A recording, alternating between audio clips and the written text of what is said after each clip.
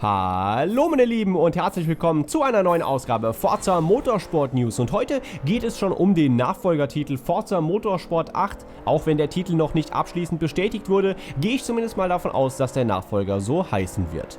Chris Isaki war im letzten Forza Monthly Stream gewesen. Das ist einer der ziemlich bekannten Turn 10 Entwickler und der ist auch schon seit einigen Forza Motorsport Teilen mit an Bord. Und der hat im letzten Forza Monthly Stream doch einige Informationen bereits genannt zum Nachfolgertitel und wir werden uns heute einmal genau anschauen, was das genau heißt und vor allem, welche Details wir bereits daraus zu Forza Motorsport 8 ziehen können. Und da muss ich an der Stelle erstmal eine Entschuldigung an euch raushauen, denn sorry, dass ich das Ganze jetzt erst machen kann für euch, doch durch die ganzen Weihnachtsfeiertage bin ich jetzt erst dazu gekommen und den Stress, der damit in Verbindung gestanden hat, das Video für euch zu produzieren, obwohl der Stream bereits am 11.12. gewesen ist. Und daher sorry, dass ihr das jetzt erst bekommt, aber vielleicht schaffen wir es daher umso konzentrierter und besser, das Ganze jetzt in ein Video zu packen.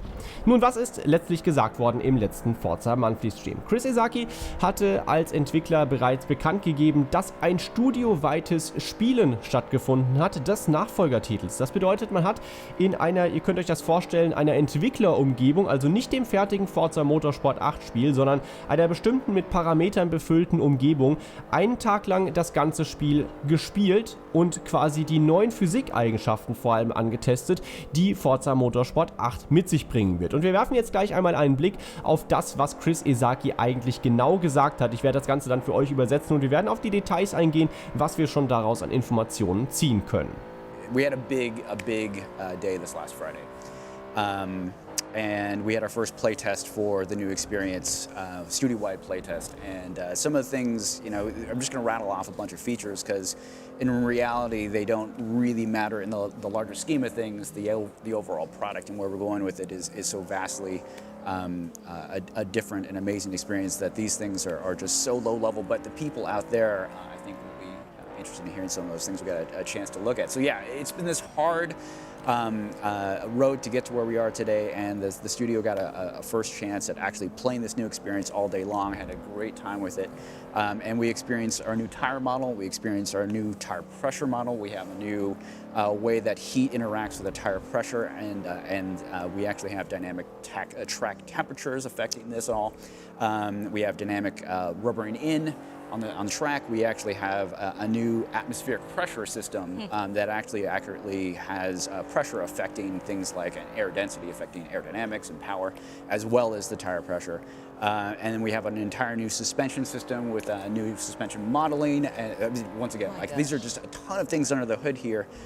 Ja, und damit würde ich sagen, starten wir erstmal mit der Übersetzung dessen, was er gerade gesagt hat. Zu Beginn hat er erst nochmal bestätigt, dass es wie gesagt diesen studioweiten Anspieltag bei Turn 10 gegeben hat, wo man sich als gesamtes Entwicklerteam hingesetzt hat und in der Umgebung, in der ich eben schon gesagt habe, wie die ungefähr aussehen könnte, ausführlich alle neuen Eigenschaften im Spiel getestet hat und eben die Parameter auf Herz und Nieren geprüft hat. Und hier gibt es doch einige Parameter mehr, als man sich vielleicht ursprünglich denken mag. Er hat noch nicht mal alle genannt, so wie er es eben gerade beschrieben hat, und trotzdem ist das, finde ich, schon eine ganze Menge. Und ich finde, das zeigt auch, dass man wahrscheinlich deutlich mehr Forza Motorsport 8 schon spielen konnte, als wir uns vielleicht jetzt vorstellen mögen, denn um diese ganzen Parameter wirklich zu testen, muss man ja völlig verschiedene Umgebungen auch abfahren und deswegen denke ich, hat man doch schon einige Strecken auch hier ausprobiert und diese neuen Parameter auch schon auf die Strecken übertragen, damit man das Ganze letztlich dann auch entsprechend austesten kann. Zum Beispiel sagt er, es wird unterschiedliche oder dynamische Streckentemperaturen geben. Also das heißt, dass nicht jeder Streckenabschnitt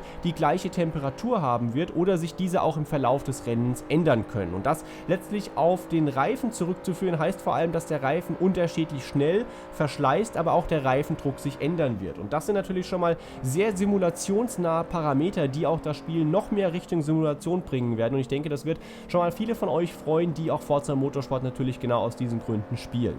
Grundsätzlich sagt er auch, es wird ein Dynamic Rubbering In geben. Also das Ganze kann man sich übersetzen als einen dynamischen Reifenverschleiß. Und das heißt auch, es spielt eine Rolle, in welcher Umgebung, auf welchem Asphalt oder grundsätzlich mit welchem Fahrzeug ihr fahrt und wie sich ein bestimmter Reifentyp darunter abnutzen wird. Natürlich spielt auch hier die Reifentemperatur eine Rolle, aber vor allem noch ein wichtiger neuer Faktor, der ebenfalls ins Spiel kommen wird, die Luftdichte. Auch das ist ein Faktor, der in Forza Motorsport 8 eine Rolle spielt. Konkret bedeutet das, es wird also in Zukunft einen Unterschied machen, ob ihr auf einer Strecke unterwegs seid, die nah über dem Meeresspiegel liegt, mit einer hohen Luftdichte Luftdichte oder beispielsweise auf einer Gebirgsstrecke mit einer geringeren Luftdichte. Und hier werden sich die Unterschiede nicht nur bemerkbar machen beim Reifendruck, sondern vor allem auch auswirken auf die Aerodynamik des Fahrzeugs und er sagte, wenn ich das richtig verstanden habe, auch auf die Leistung des Fahrzeugs. Also wenn ihr in einer Umgebung seid, die eine geringe Luftdichte hat, dann wird natürlich der Reifendruck steigen. Darüber hinaus wird aber auch der aerodynamische Anpressdruck, den ein Fahrzeug erzeugt, mit seinen Anbauteilen geringer werden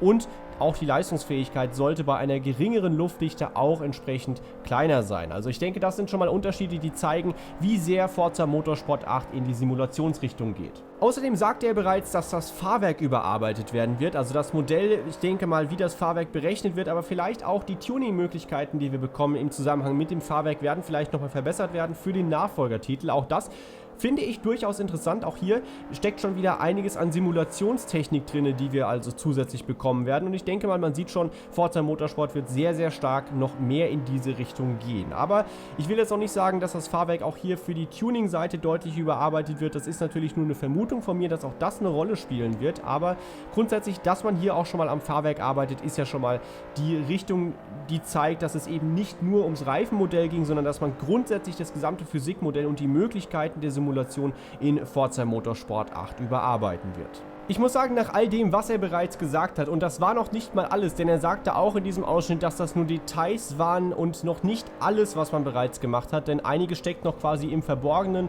Er sagte, einiges ist under the hood, also ja, vielleicht werden wir viele Dinge auch erst im Laufe der Zeit noch erfahren. Die E3 steht ja im nächsten Jahr noch bevor und ich denke, dort wird man dann wahrscheinlich einen offiziellen Trailer auch bekommen zu Forza Motorsport 8, aber auf jeden Fall, finde ich, kann man schon ein paar Rückschlüsse daraus ziehen von dem, was er jetzt bereits gesagt hat, denn diese ganzen Parameter zu entwickeln, macht ja nur Sinn, wenn der Spieler sie auch am Ende wirklich erleben kann. Und ich denke, da ist die Nordschleife jetzt nicht unbedingt das beste Beispiel mit ihren Höhenunterschieden, sondern ich finde vor allem unterschiedliche Strecken, wie beispielsweise auch Fujimi Kaido, gerade die Spieler von euch, die schon länger Forza Motorsport spielen, werden diese bekannte Gebirgsstrecke sehr gut kennen. Und ich denke, das bietet doch eine gute Einladung, um auch solche Strecken wieder zurückzubringen und überhaupt diese ganzen Parameter, die man jetzt entwickelt, wirklich für den Spieler erlebbar zu machen. Denn nur mit solchen unterschiedlichen Strecken wird es dann auch tatsächlich einen großen Unterschied machen, wie man sein Fahrzeug auch wirklich tunt und letztlich auch einen Unterschied machen, welche Fahrzeuge man vielleicht auswählt für bestimmte Strecken. Also ich denke mal, auch hier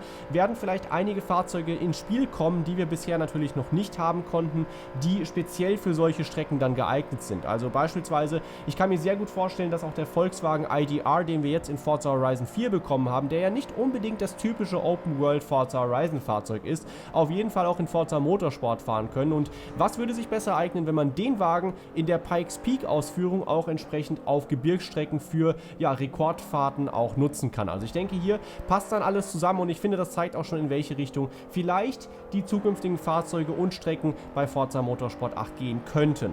Nicht nur das, sondern auch Königseck hat ja in letzter Zeit in Forza Horizon 4 eine große Rolle gespielt. Ihr habt vielleicht gemerkt, wie viele neue Königseck-Fahrzeuge auch ins Spiel gekommen sind und einige Monate zuvor ist bereits auch schon bekannt geworden, dass ein Königseck Jesko oder Jesko vor dem Hauptquartier in Seattle gestanden hat oder beziehungsweise einem der Filialen von Turn 10 gestanden hat und das nicht nur durch Zufall, sondern tatsächlich war ein ganzes Team von Königseck angereist, um den Wagen dort quasi vorzustellen bei Turn 10 und ich kann mir sehr gut vorstellen, dass daher der Königseck Jesko oder Jesko dann auch vielleicht das Covercar werden wird für den Nachfolgertitel. Wie gesagt, das ist jetzt nur hier mal so eine Vermutung, aber es passt auf jeden Fall dazu, dass wir auch so viele Königseck-Fahrzeuge in letzter Zeit zu Forza Horizon 4 hinzugefügt bekommen haben. Vielleicht ist hier auch ganz gezielt und strategisch schon bereits eine Vorarbeit geleistet worden, die so ein bisschen Hand in Hand geht. Man muss ja mal überlegen, Forza Horizon 4 macht ja nicht nur für sich seine Arbeit, sondern auch gleichzeitig versucht man ja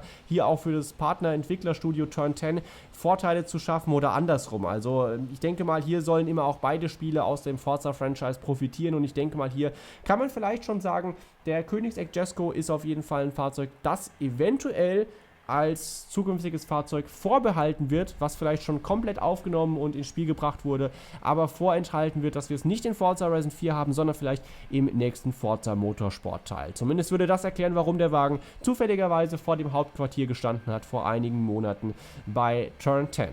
Ja, und das soll es gewesen sein mit allen Informationen, die es im letzten Stream von Forza Monthly im Dezember 2019 gegeben hat. Und ich finde, das ist schon eine sehr schöne Vorausschau auf das Jahr 2020 und was uns dort im Forza-Franchise erwarten wird. Wie immer werde ich euch hier auf dem Kanal mit allen Infos, die wir in den nächsten Monaten bekommen werden, auch auf dem Laufenden halten. Deswegen vergesst auf gar keinen Fall, dem Abo auch einen Kanal dazulassen und das Däumchen mit einem Video zu bewerten. Und ich hoffe, wir sehen uns dann auch im nächsten Video wieder. Deshalb bleibt mir abschließend nur, euch noch einen schönen Tag beim Zocken zu wünschen und zu hoffen, dass wir uns auch im nächsten Video wiedersehen. Bis dahin, macht's gut. Ciao.